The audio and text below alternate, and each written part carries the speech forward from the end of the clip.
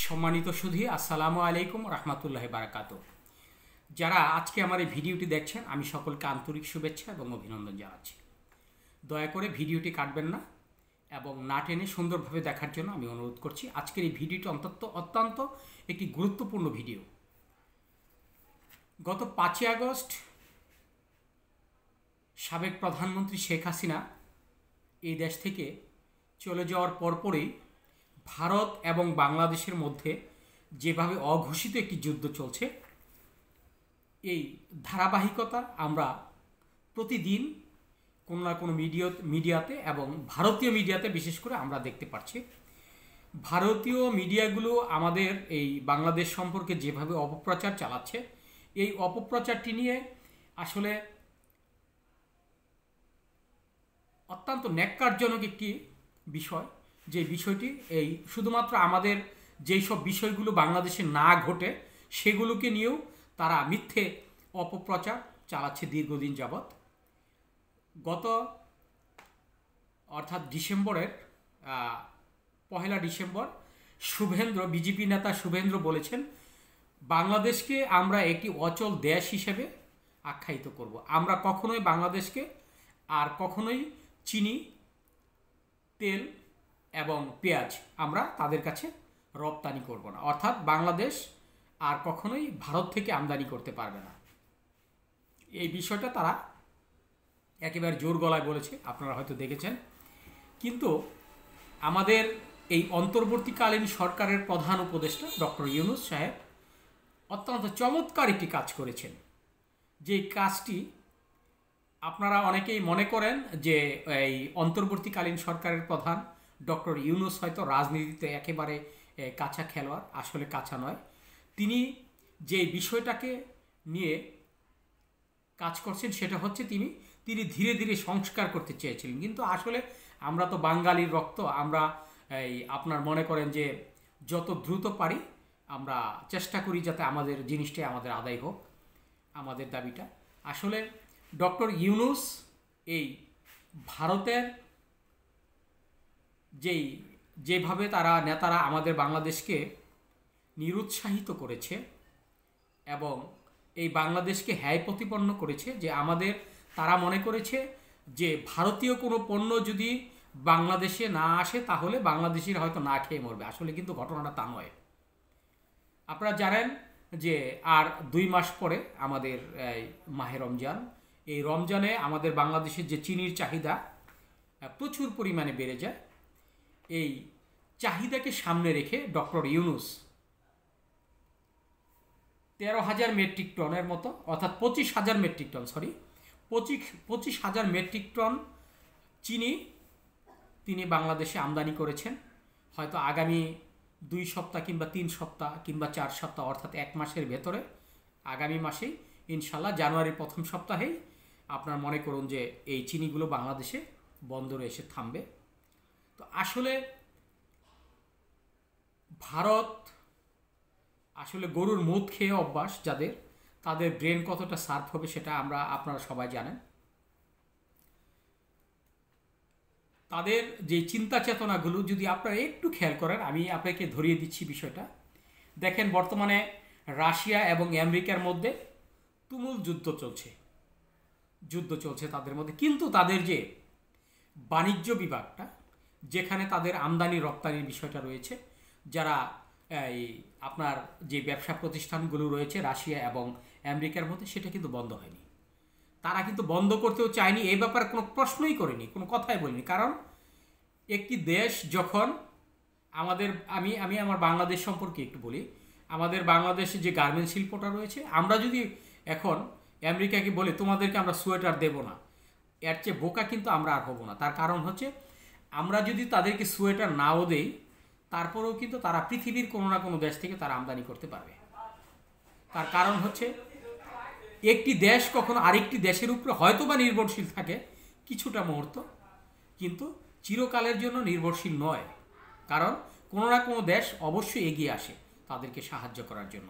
এই মুহূর্তে পাকিস্তান হয়তো 1971 সালে তাদের ভূমিকা অত্যন্ত নাজুক ছিল আমাদের সাথে। তারা আমাদের ছাত্র জনতাকে হত্যা করেছে, আমাদের অনেক বুদ্ধিজীবী হত্যা করেছে, আমাদের সাধারণ মানুষ হত্যা করেছে, আমাদের কৃষক শ্রমিককে হত্যা করেছে, এবং সমস্ত দেশকে তারা ধ্বংস করে দিয়ে তারা যখন টিকতে না পেরে তখন আত্মসমর্পণ করে 1971 সালে তারা এ দেশ থেকে পালিয়ে যায়। হয়তোবা তারা এই 50 বছরের ইতিহাসে এই পাকিস্তানিদের মধ্যে আমাদের যে দা বড়ির সম্পর্ক, মাছ দায়ের সম্পর্ক, সেই সম্পর্কটা হয়তো এই অল্প কিছুদিনের মধ্যেই মীমাংসা হতে যাচ্ছে। এই গত কিছুদিন আগে আপনারা হয়তো দেখেছেন যে চট্টগ্রাম বন্দরে একটি জাহাজ পাকিস্তান থেকে এসেছে। এটা নিয়ে অনেক আলোচনা ছিল যে কি আসলো। সবচেয়ে বেশি মাথা ব্যথা ছিল ভারতের। ভারত মনে করছে যে পাকিস্তান থেকে কি আমাদের জন্য কোনো রকম এমন বস্তু আসলো কিনা যে আমাদেরকে অ্যাটাক করার জন্য। আসলে কিন্তু তা নয়।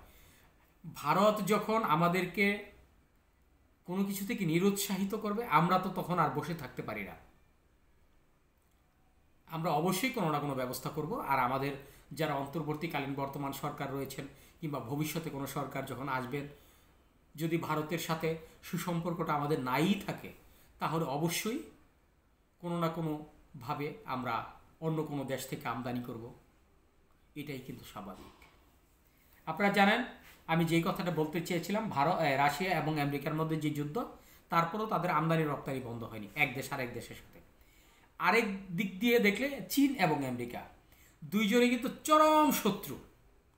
অর্থাৎ আমরা ভারত এবং বাংলাদেশের মধ্যে তো আমাদের অল্প কিছুদিনের মধ্যে শত্রু ভাবাপূর্ণ একটি সম্পর্ক হয়েছে, কিন্তু চীন এবং আমেরিকা অনেক বছর ধরে তাদের সাথে শত্রুতা চলছে।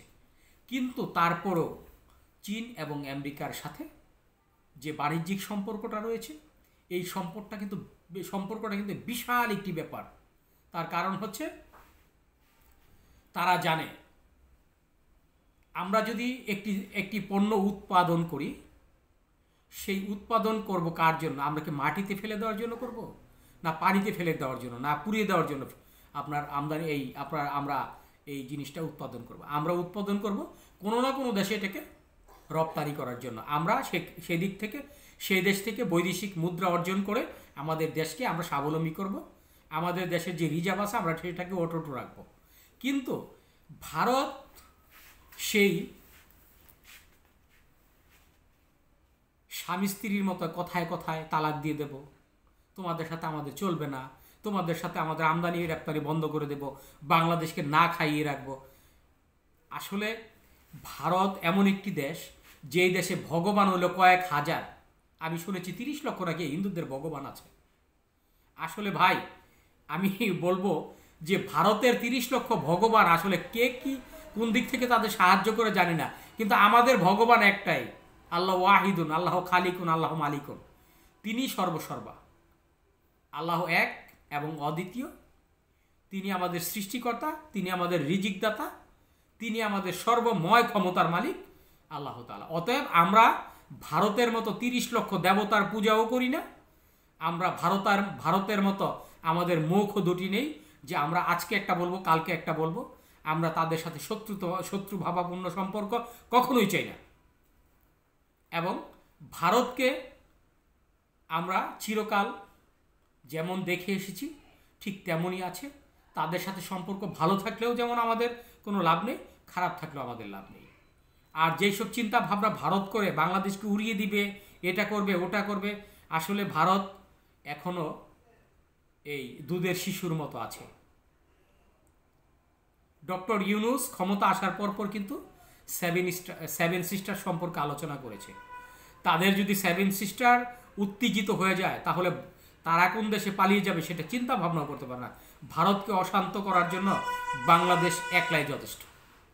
কারণ ভারত এমন একটি রাষ্ট্র, তাদের সাথে চীনের সম্পর্ক খারাপ, নেপালের সম্পর্ক খারাপ, ভুটানের সম্পর্ক খারাপ, মায়ানমারের সম্পর্ক খারাপ, পাকিস্তানের খারাপ।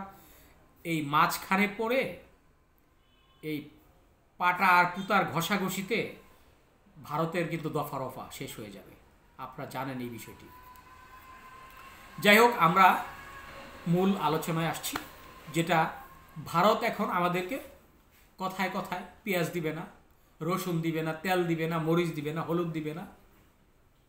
আসলে ভারত যদি আমাদেরকে কোনো কিছু নাই দেয়, আমরা কিন্তু পৃথিবীর যে কোনো দেশ থেকে আমদানি করতে পারবো। ভারত কিন্তু আমাদেরকে ফ্রি দিচ্ছে না। ভারত এমন না যে আমাদেরকে 2-4-50,000 কিলোমিটার কিংবা 5 কিলোমিটার ভূখণ্ড ছেড়ে দিয়েছে, বরঞ্চ আমাদের তালপট্টি থেকে শুরু করে উড়িষ্যা যেই জিনিসটা, যেই অঞ্চলটা, এই অঞ্চলটা কিন্তু বাংলাদেশের। তারা আমাদেরকে চিরকাল শোষণ করেছে। আমাদের এই শোষণের মাত্রাটা, তাদের মাত্রাটা যখন অতিমাত্রা বেড়ে গেছে, হয়তোবা যে কোনো সময় তাদের জন্য পতন অবশ্যম্ভাবী। কারণ পৃথিবীর কোনো শক্তিই কখনো চিরকাল থাকে না। দেখবেন যে ভারত এমন একটা সময় আসবে, হয় চীনের সাথে যুদ্ধ করে ফিনিশিং হয়ে গেছে, কিংবা পাকিস্তানের সাথে যুদ্ধ করে শেষ হয়ে গেছে।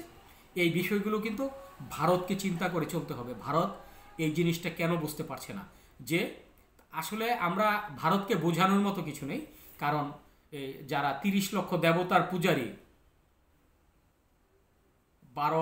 12 হস্তি ভগবানের যারা পূজারী, তারা কখনোই এই মুসলমান সম্পর্কে তাদের কোনো আইডিয়া নেই।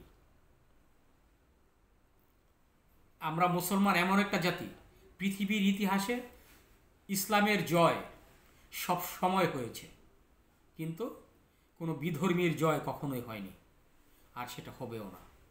সেটা আমাদের পবিত্র কোরআনে সেটা একেবারে স্পষ্টভাবে লেখা আছে। অতএব ভারতকে এই চিন্তা করে ঘুম হারাম করার কোনো প্রয়োজন নেই যে বাংলাদেশকে কোনো কিছু দিবে না, না দিলে বাংলাদেশ না খেয়ে থাকবে। তাদের চিকিৎসা না হলে, তারা চিকিৎসা না দিলে বাংলাদেশ চিকিৎসাহীনভাবে থাকবে। একেবারে চরম বোকার মতো কথা বলে। কারণ বাংলাদেশে এখনও যেসব ডাক্তার রয়েছে ভারতের চেয়ে কোনো অংশেই কম নয়। যার কারণে আমাদেরকে এখন ভারত ভয় দেখিয়ে কোনো লাভ নেই। আমরা এই ইনশাল্লাহ, আপনারা দেখেছেন আমি যে কথাটা বলতে চেয়েছি যে আপনার রমজানের আগেই 25,000 মেট্রিক টন চিনি হয়তো জানুয়ারি মাসের প্রথম সপ্তাহে আপনার চট্টগ্রাম বন্দরে এসে পৌঁছবে। এরপর আমাদের পেঁয়াজ আমদানি করা হচ্ছে। আপনার যেগুলো নিত্যপণ্য, যেগুলো আমাদের বাংলাদেশে যেটা স্বয়ংসম্পূর্ণ নয়, আমরা বিদেশ থেকে আমদানি করব। ভারতকে এই চিন্তা করে লাভ নেই যে আমাদেরকে তারা যে কোনো মুহূর্তে এই আপনার পেশি শক্তির কাছে তারা একেবারে মাথা নত করে আমাদের থাকতে হবে। ধন্যবাদ সবাইকে। আসসালামু আলাইকুম।